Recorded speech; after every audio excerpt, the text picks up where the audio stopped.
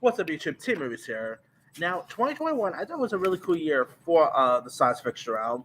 So I decided to do my top 10 favorite sci-fi movies of the year because there's some really decent ones to talk about. So, with that being said, here's my list. All right, coming in at number 10, I'm gonna go with Baby Carnage. Now, I thought the sci-fi elements in this was intriguing.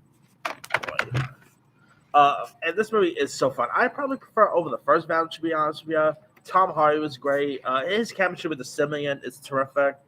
Of course, Carnage is a great villain played by Woody Harrelson. Such a fun film. I can't wait for that one. All right, number 9, I'm going to go with Boss Level. Now, Boss Level is a really intriguing concept of a film here, directed by Joe Carnahan. The director behind The Gray and all this stuff. And this film, of course, stars the likes of Frank Grillo, Mel Gibson, Naomi Watts. Michelle Yeoh was in this.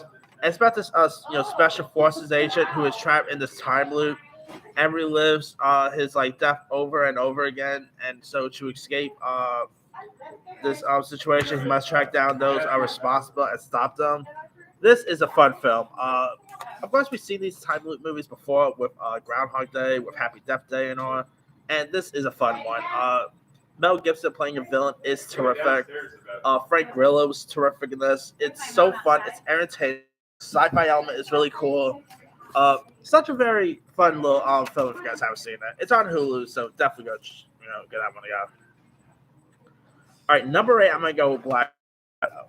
Now, of course, this is pretty much in the sci-fi realm and all, and it's a really fun one. The action's great. ScarJo's terrific. Florence Pugh, come on. She's terrific as Alana. This is definitely a fun movie worth checking out. I just really enjoyed it, and if you haven't seen it, definitely give it a go.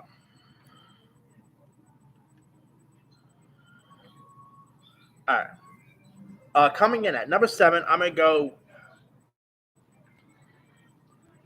Yeah, coming in at number 7, I'm gonna go with the Tomorrow War. Of course, this is the sci-fi film with Chris Pratt, and the Tomorrow War is so fun. It's of course a Amazon original film, and it's much fun. It's much better than I expected because I didn't really expect much out from this film. And if you guys don't know much about the story, it's where the world is stunned when a group of time travelers arrive from the year 2051 to pretty much deliver this urgent message. At 30 years in the future, mankind is losing a global war against a deadly alien species. This is directed by Lego Batman movie director Chris McKay, starring Chris Pratt, J.K. Simmons, Ivan Stravosky, Betty Gilpin. I thought the action is great. The visuals is really cool. Great visual effects. Definitely a really decent film worth checking out here.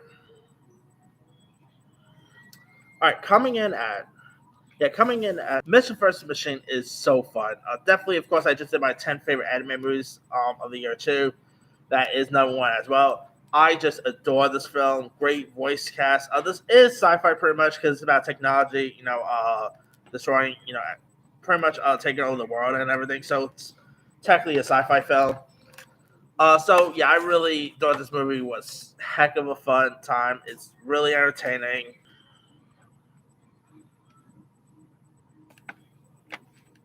Number 5, I'm gonna go with Matrix Resurrection. Now, Matrix Resurrection, I actually had fun with it more than most people did. I still had it's okay. It's not a great film, but I still had some really fun time with it. It is entertaining. It was great to see Keanu Reeves once again back as Neo. He plays this character really well, and he did such a great job in this film. It was the visual effects of this thing was really cool. It really what made it's a film that really what makes the Matrix great is the is the sci-fi elements, the visual effects, and everything. Some of the action is really cool too. So not a bad little film as most it's to me to be honest it is far better than the last Matrix movie. So there's that. All right, number 4. I was tempted to even consider this a sci-fi movie, but if you really look at it, it technically is sci-fi because of Doctor Octopus's arms and stuff like that. So I am gonna go with Spider-Man: No Way Home. You could definitely consider this a sci-fi movie because of the Stark technology and stuff like that. The Avengers movie, like most of the MCU movies, you could consider sci-fi movies because there are a lot of sci-fi elements, and No Way Home is no exception. Like the visuals in this thing is great. The visuals, like Doc Octopus's arms, is terrific. I just adore this film a lot. Entertaining. So yeah, really decent. Really amazing Spider-Man film right there. All right, my number three pick is Godzilla versus Kong. This is such a fun film. I mean, of course, it was one of the few films we were able to watch at theaters since theaters reopened and stuff like that. And Godzilla versus Kong was awesome. It was fun. It was entertaining. The clash between the two legendary titans is fun to watch.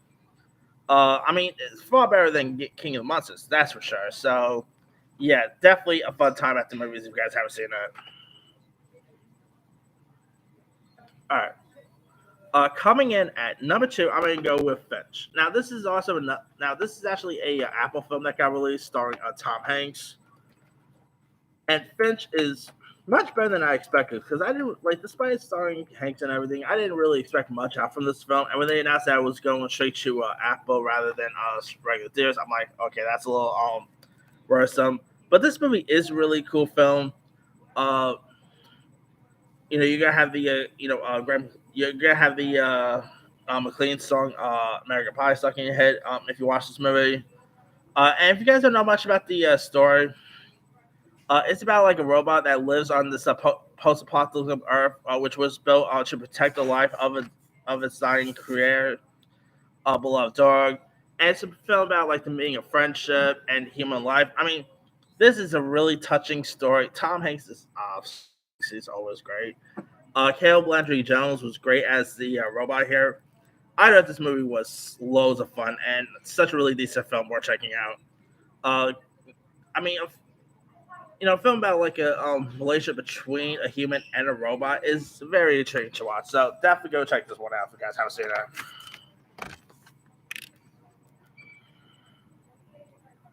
All right, now my number one favorite sci-fi movie is of the year is obviously Dune. Dune is such a really cool film. The sci-fi element is great. The visuals is stunning. Based on a iconic novel, which of course was turned into a film. Back in the '80s. I mean, I thought Dune was a terrific.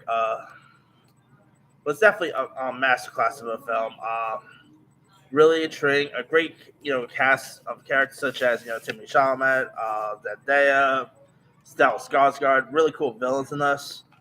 I mean, I'm pretty sure this movie is going to win Best Visual Effects, to be honest, at the Oscars. So, I mean, I really don't think Dune's going to win Best Picture, but definitely the technical categories, I could totally see it winning. So, yeah.